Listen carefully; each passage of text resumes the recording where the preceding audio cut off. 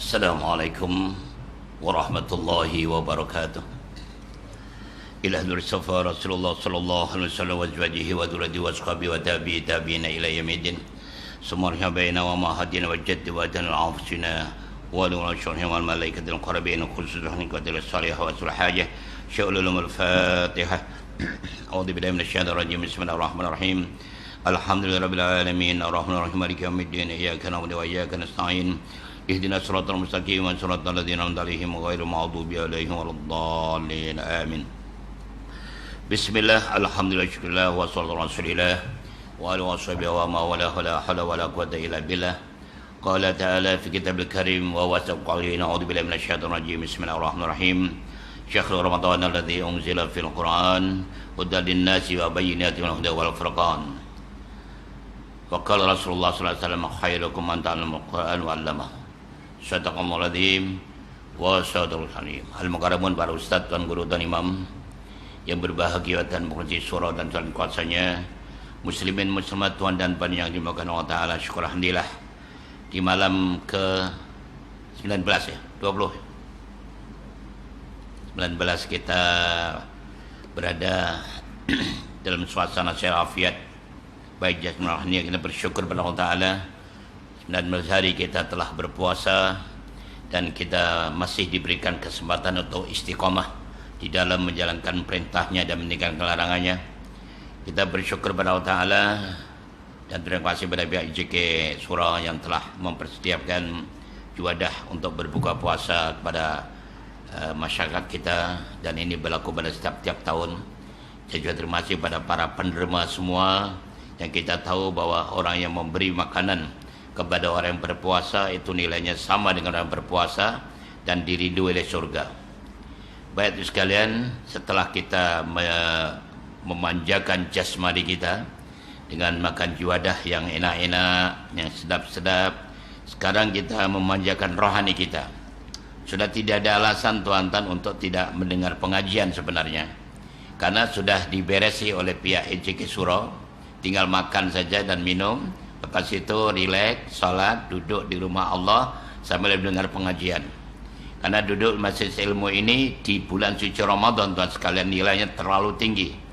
Yang artinya lebih kurang, ini hadis yang Sayyidina Anas bin Malik meriwayatkan, Rasulullah SAW bersabda, artinya lebih kurang sesampai menghadiri majelis ilmu di bulan Ramadan, setiap satu langkah nilainya ibadah 1 tahun, sama ada berangkat atau baliknya.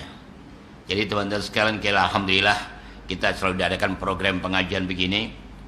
Dan alhamdulillah kalau di surahnya adalah ba'dal maghrib seperti biasa, tapi di tempat lain adalah tarawih, lepas tarawih dan sebagainya, lepas witir. Bagian lepas tarawih dan witir, dan sekalian saya sarankan ajarlah putra-putri kita untuk datang ke Surakan Masjid bukan hanya untuk tarawih dan witir. Kalau niatnya tarawih dan witir itu bagus, tapi hanya dapat ganjaran sunnah. Sunnah saja hukumnya.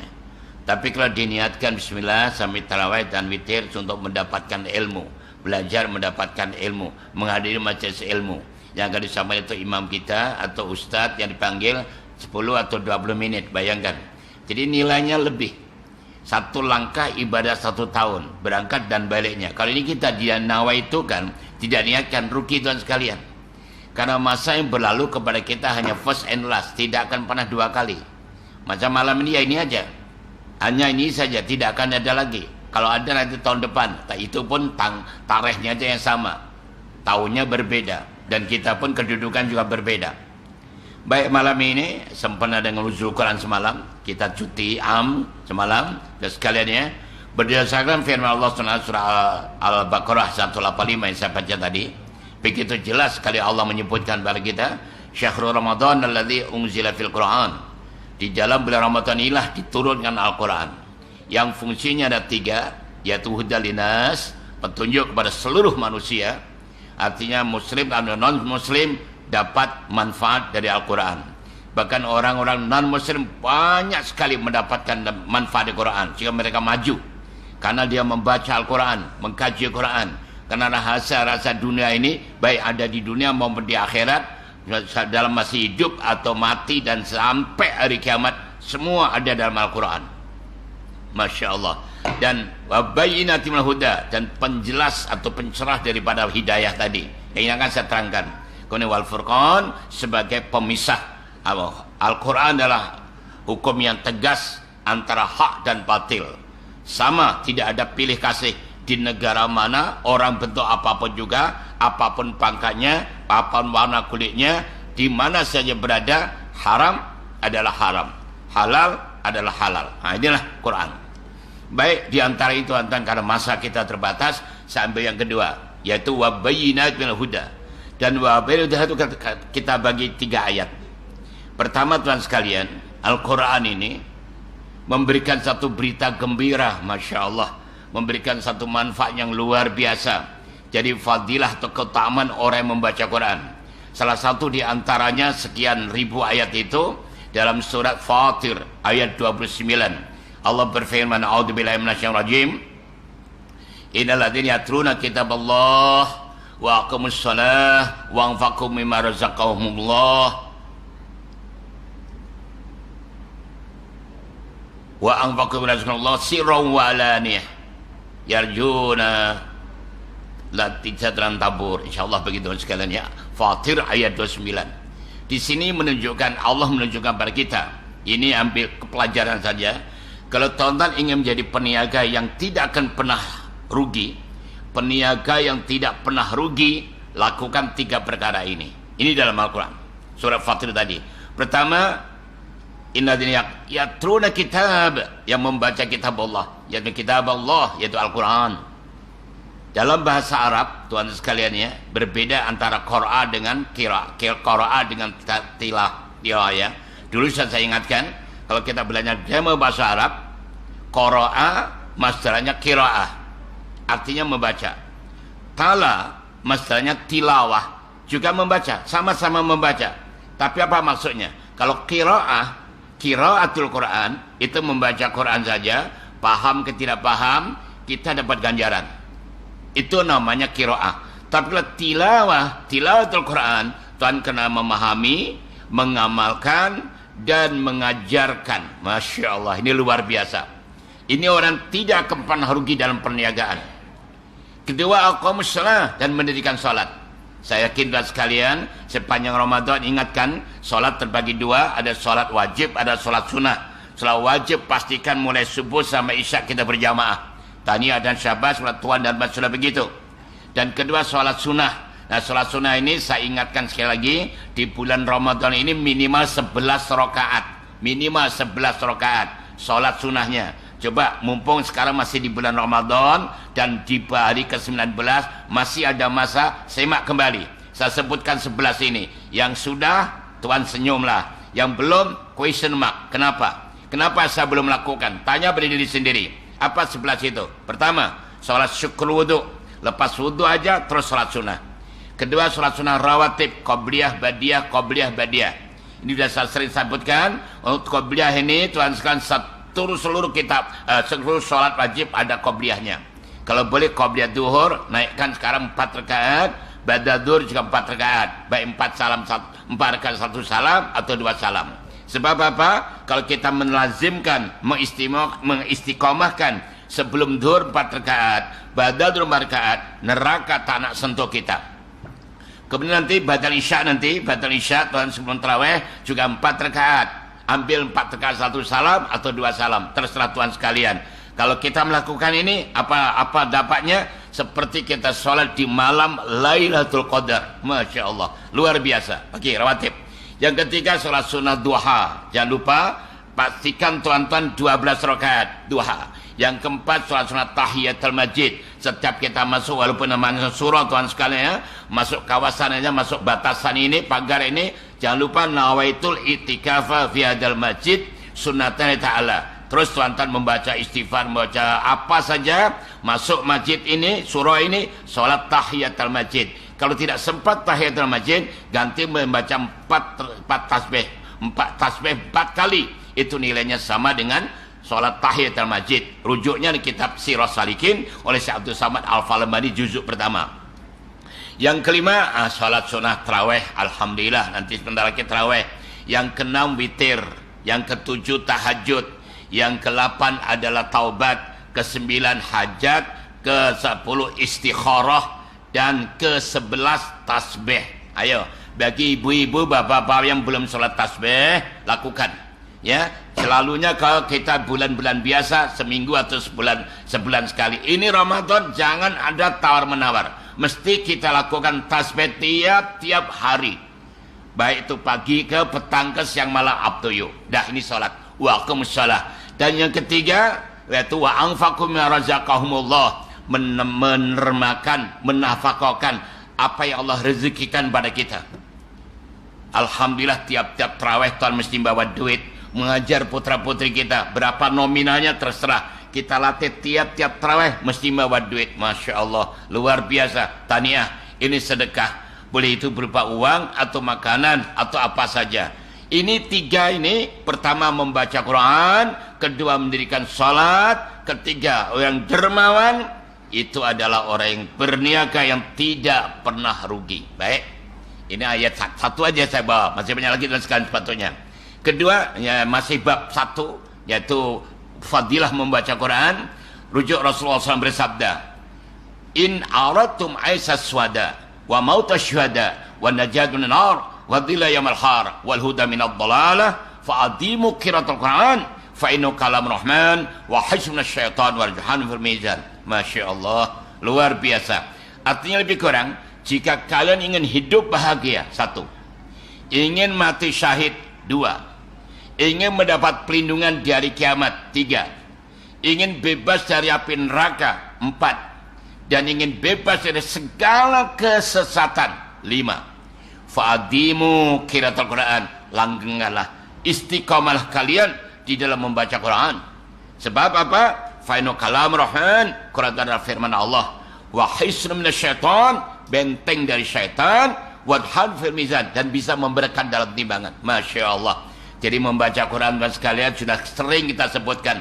Ada 2 cara. Cara pertama bin nadhar, ambil Al-Quran kita baca. Kita baca itu bin nadhar. Yang kedua bil hifzi, dengan hafalan. Bila dengan hafalan, tuan dan tuan boleh dengan duduk, boleh dengan baring, boleh dengan berjalan, boleh dengan naik kendaraan, apapun jenis kendaraan. Masya Allah. Dan ingat, membaca Quran satu-satunya bacaan yang mendapat ganjaran yang membaca Quran ini. Kalau kita baca dalam sholat, baik sholat wajib, sholat sunnah, sendiri atau jamaah, setiap satu huruf 100 kali ganda.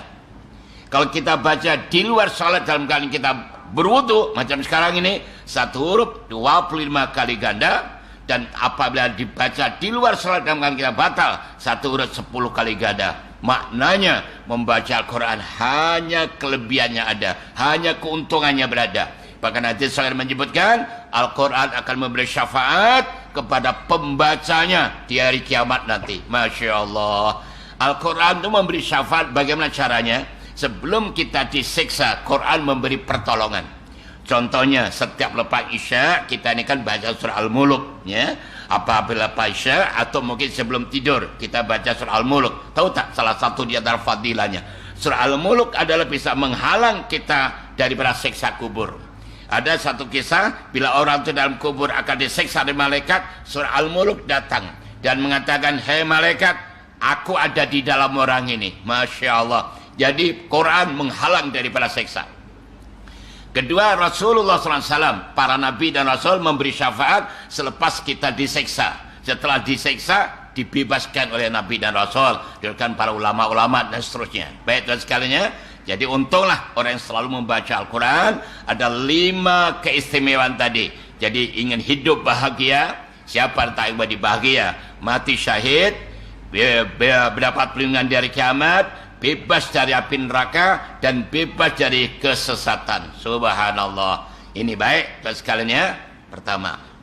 Kedua, ini orang yang menghina atau memalingkan dari Al-Quran. Ini ancaman Allah juga cukup bahaya. Terujuk pada surat Toha ayat 124. A'udzubillahi minasyaitonir rajim. Wa man a'rada 'an dzikri fa inna lahu ma'isyatan dhanka wa nahsyur yaumil qiyamati a'ma qala ya rab lima hadana ma wa qad kuntu basira qala kadzal qala kadzalik ayatuka fanasitaha wa qiyamah tunsa. Masyaallah. Surah Toha 124, 125, 126.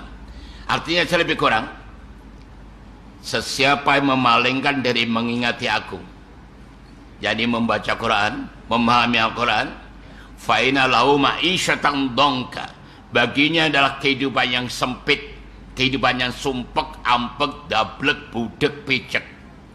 Hidupnya dalam keadaan tidak pernah tenang.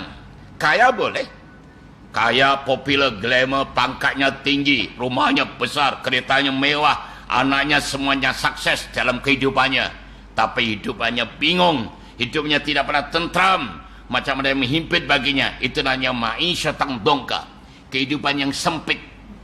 Sebab apa? Memalingkan dari ayat-ayat Allah Ta'ala, terutama Al-Quranul Karim. Al-Quran dah diturunkan untuk menjadi petunjuk, tapi ternyata orang ini memalingkan dari Al-Quran. Sehingga Rasulullah SAW pun tuan-tuan menangis repot pada Allah Ta'ala. Tangisan Rasulullah itu diabadikan dalam surat Furqan, surat Furqan ayat 30 insyaAllah.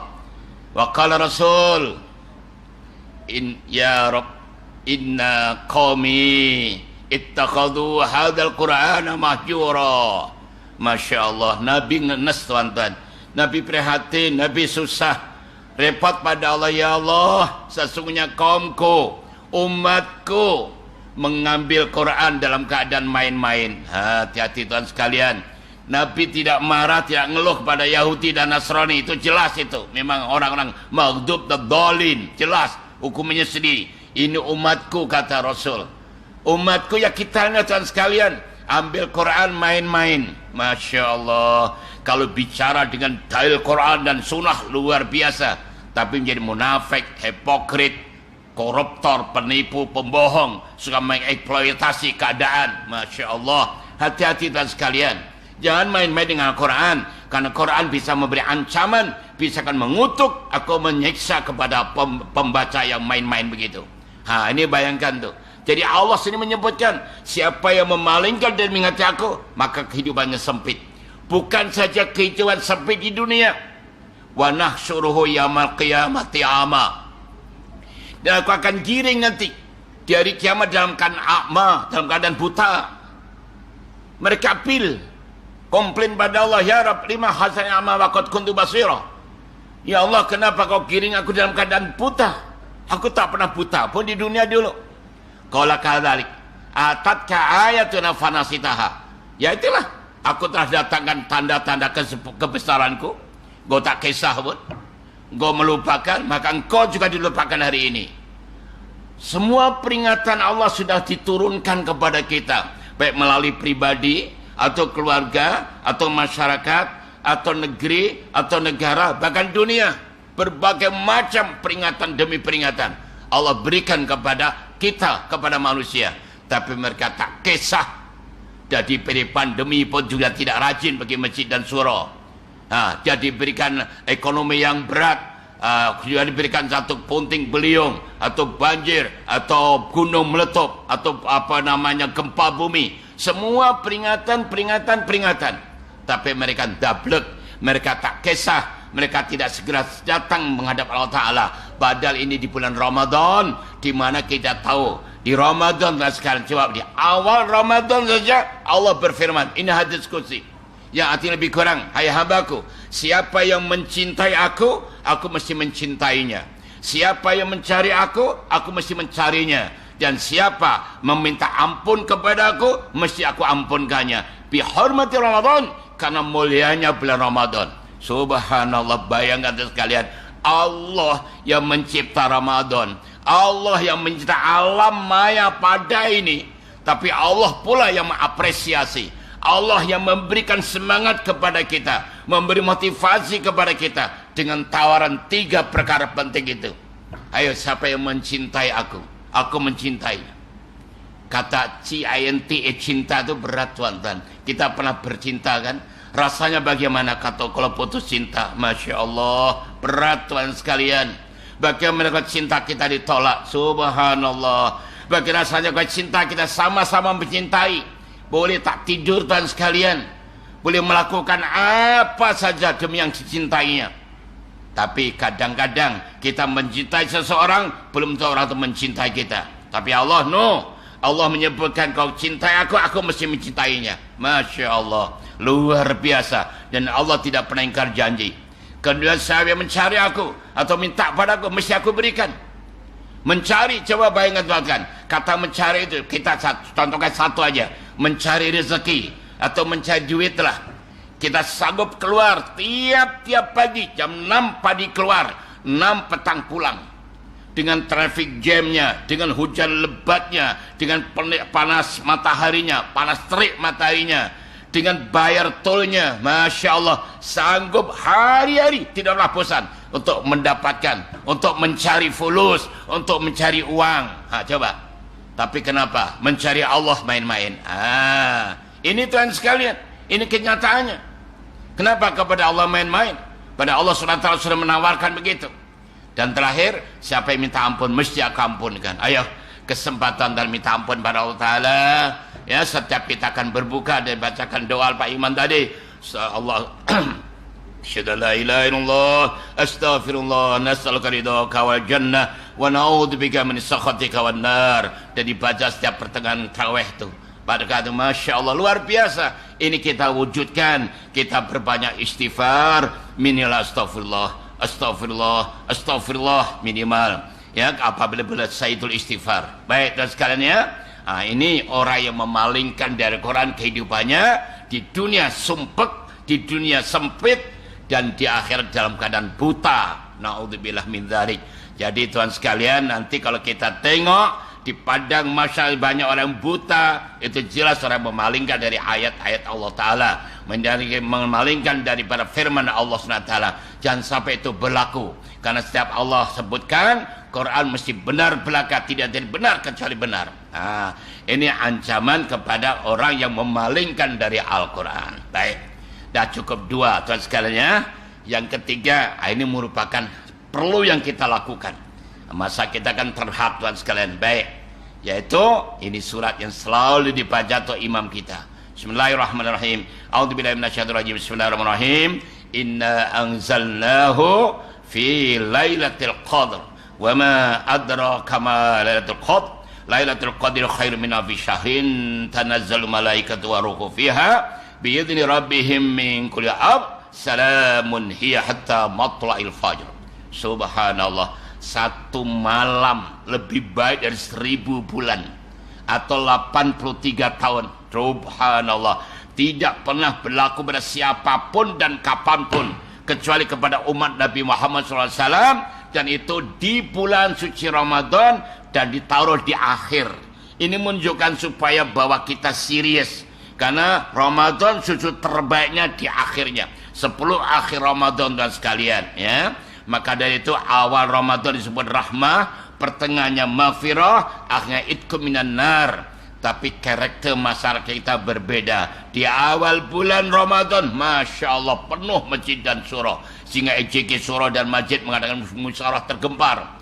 Wah, ini tak betul, tak cukuplah surah ini, kena bangun baliklah. Minggu kedua musyawarah tergempar lagi. Kesimpulannya tak jadi bangun, sudah cukup dah. Minggu ketiga musyawarah lagi, nasib baik kita tak bangun cuma aja. Masya Allah Tuhan sekalian, ini macam mana bisa macam gini ini? Sepatutnya Tuhan sudah tidak berlaku dong ya. Semakin akhir semakin serius Tuhan sekalian, karena di sini ada Lailatul Qadar yang satu malam lebih baik dari 1000 bulan. Sekarang soalannya, bagaimana untuk mendapatkan Lailatul Qadar? Saya memetik dalam sebuah kitab namanya Durratun Nasihin, Ustaz Utsman Asy-Syakir Al-Khalibawi, ada 5 cara, ada 5 amalan maksud saya yang harus kita kejar di dalam mencari Lailatul Qadar. Amalan pertama, yaitu Tuhan sekalian, kan Allah tadi bertanazzalul malaikatu warruhu fiha biizni rabbihim min kulli amrin. Nah, jadi tuan-tuan, kalau besok lusa itu malam 21, andaikan mata kita bisa melihat, ya Allah tuan-tuan, dunia ini gelap gulita, gelap, dipenuhi oleh jutaan malaikat yang turun ingin mengapresiasi kita, ingin mengucapkan selamat kepada kita, Masya Allah, ingin merakam kita, subhanallah. Di samping jutaan malaikat, di bawah pimpinan malaikat Jibril, ternyata ada rahasia atas sekalian. Ada 4 malaikat yang diutus khas untuk Allah untuk merekod permintaan hambanya. Dan malaikat itu punya portfolio masing-masing. Nah, kenali 4 malaikat ini dan bincang dengan dia. Sampaikan kepada Allah. Jangan main-main. Ini tiap malaikat turun Tuhan ngorok pula. Main-main. Bagaimana? Siapa 4 malaikat itu? Pertama malaikat Jibril. Kedua Mikail. Ketiga Israfil. Keempat Israel. Jibril ditugaskan mengatur rahmat, hidayah, dan taufik. Ini tugas dia. Jadi kewajiban kita selepas sholat, ibadah pada Allah dengan zikir, baca Quran dan sebagainya, salam. Assalamualaikum ya Bril. Bril, bukan bro, Bril. Assalamualaikum Bril. Mata saya tidak melihat, tapi hati saya atas firman Allah Ta'ala, engkau sedang datang. Engkau sedang memantau kami. Oleh itu, tolong sampaikan pada Allah untuk keperluan kami tahun depan. Karena fikul amri, segala sesuatu. Dalam ayat lain disebutkan fiya yufraqu kullu amrin hakim. Itu Quran. Di dalam malam itu ditentukan segala keputusan untuk tahun depan.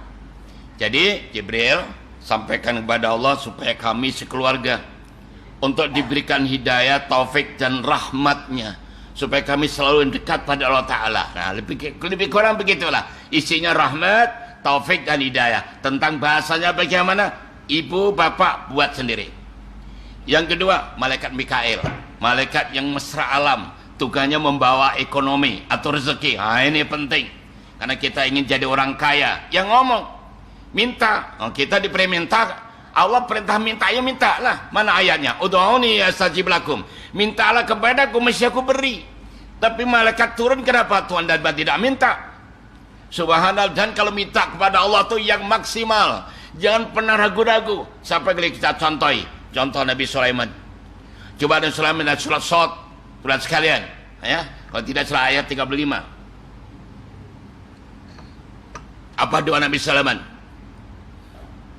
Qala rabbi ighfirli habli mulka la yanbaghi ahadan min ba'di. Ya Allah, ampuni dosa saya dan beri kami kerajaan yang kerajaan tidak ada yang layak kecuali aku selepas aku pun. Dan Allah kabulkan. Coba menjadi raja, nabi dan rasul, dan raja yang paling kaya, Nabi Sulaiman.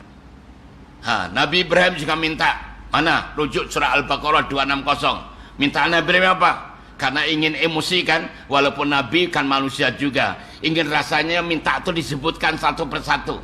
Contohnya Nabi Ibrahim tuh, ya Allah, bagaimana kamu hidupkannya mati? Allah tanya balik, kau tak percaya aku ke Ibrahim? Bukan begitu ya Allah, kami percaya, tapi untuk menenangkan emosi saya, menenangkan nafsu saya. Jadi kalau Tuhan minta, ya Allah minta pejabat saya, minta suami saya, minta istri saya, minta kebun saya, minta silakan.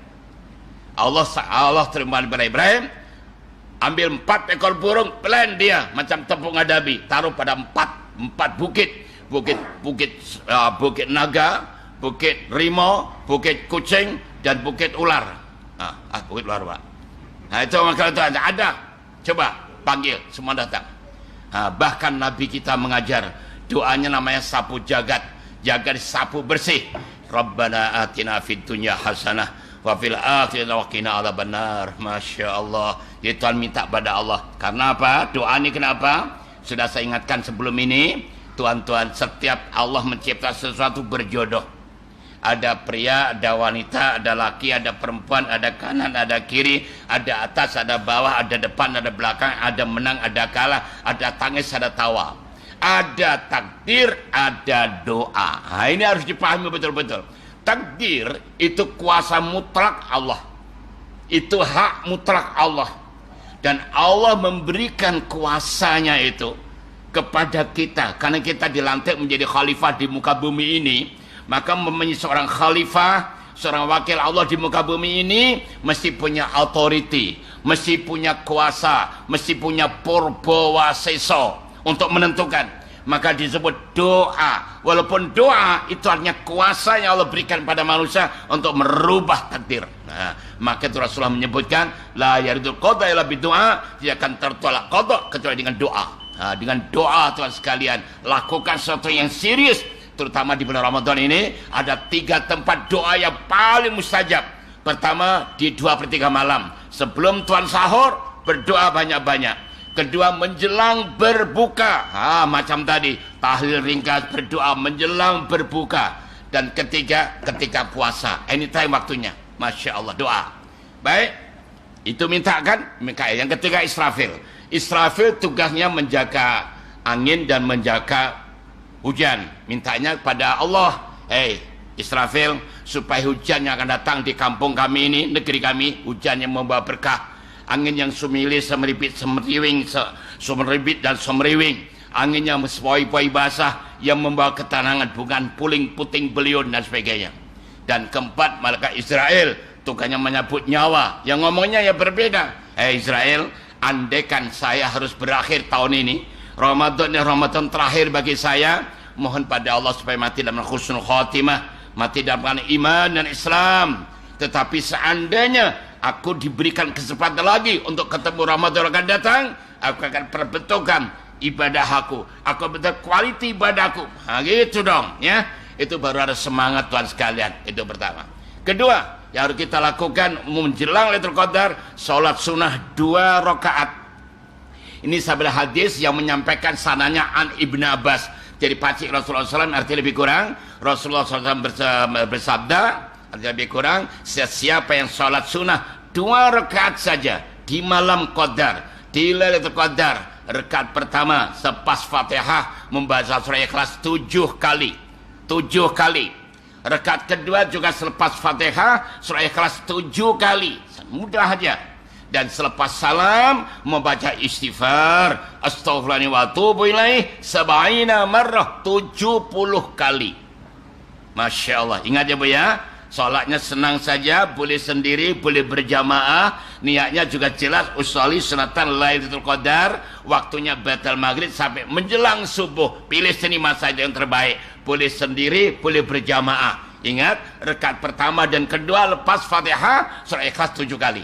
Lepas salam saja astaghfirullahaladzim wa atubu ilaih 70 kali. Allah akan ampunkan dosa-dosa orang ini dan dosa-dosa kedua orang tuanya. Allah perintah malaikat untuk membina mahligai di surga yang dan landscape yang indah yang mengalir di bawahnya sungai-sungai, dan orang yang tidak akan mati sebelum ditunjukkan tempat itu. Luar biasa. Dilakukan malam 21 sampai malam 30. Itu sahabat 10 malam atau 6 malam berturut-turut. Jangan mandai-mandai pula.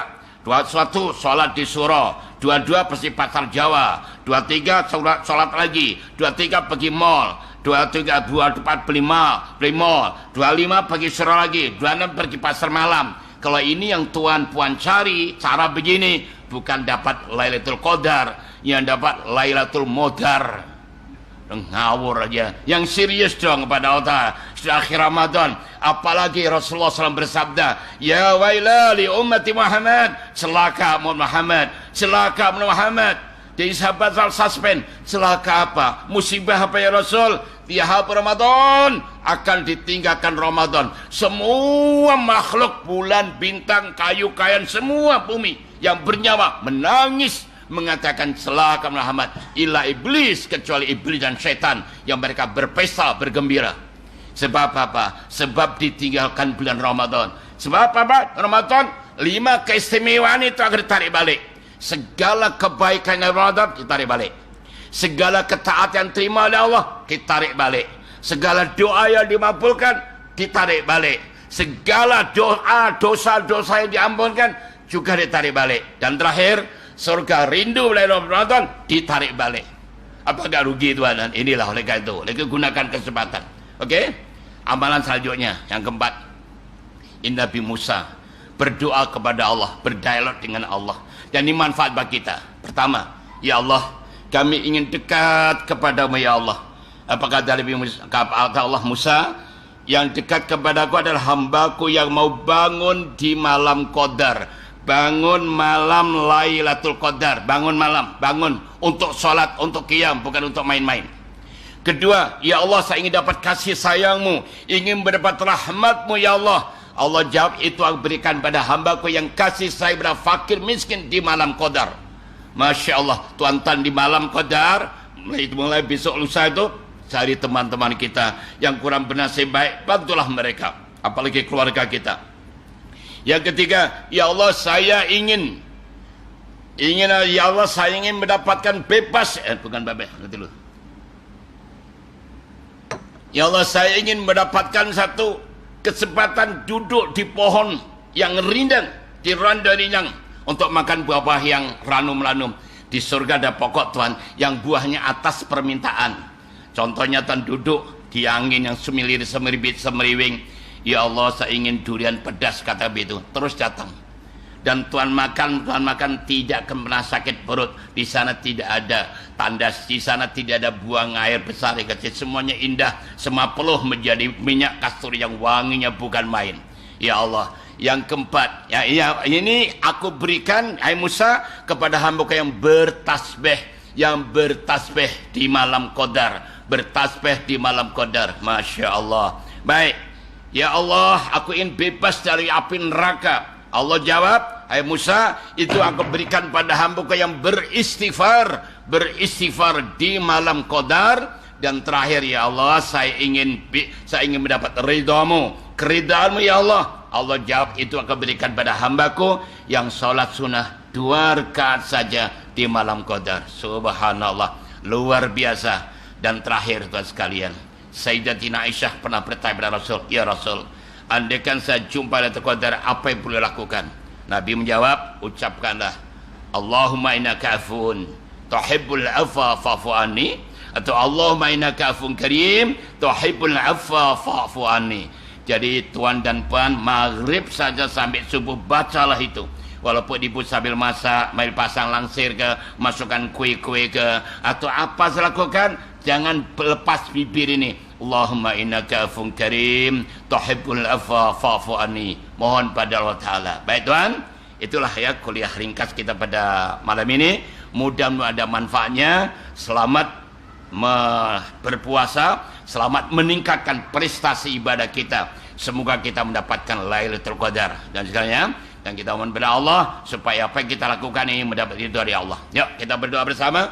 Semoga diri kita, keluarga kita, masyarakat, bangsa dan negara kita aman, tentram, sejahtera, batatun, thayyibatun, warabun, wafur. Dan kita dijadikan keluarga yang sakinah, mawaddah, rahmah. Dan Allah segera menarik balik COVID-19 ini sehingga kita hidup normal seperti biasa. Bismillahirrahmanirrahim. Rabbana zidna ilman nafi'a wa amalan sholihan maqbula wa rizqan halalan tayyiban. Allahumma adkhilna mudkhala sidqin wa akhrijna mukhraja sidqin waj'alna sultanan nasira bi rahmatika rabbil alamin.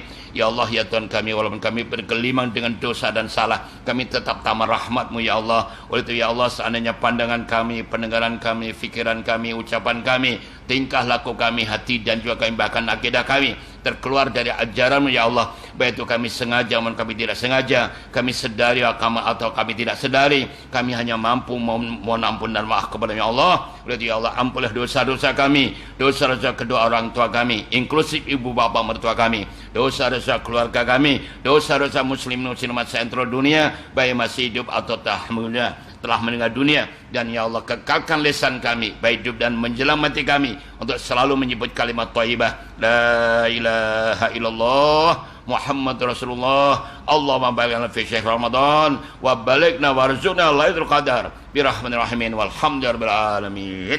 Taqabbalallahu minkum. Assalamualaikum warahmatullahi wabarakatuh.